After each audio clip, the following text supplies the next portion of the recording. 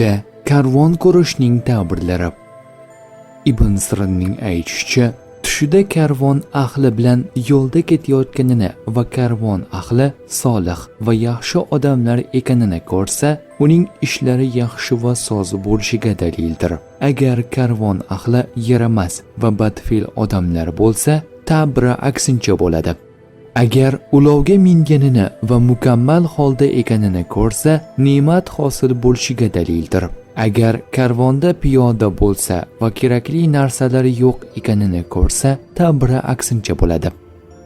Kirmoniyning aytishicha, tushida karvon bilan uyga yetib kelganini ko'rsa, ishlari yurishib ketishiga dalildir. Agar buning aksini ko'rsa, ishlari to'xtab qolishi ishorasi.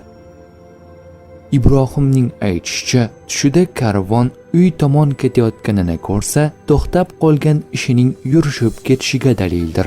Birovning aksini ko'rsa, ta'biri ham aksinchadir. Tush ta'birlari bashorat emas, barcha narsani bilguvchi zot yagona Allohdir.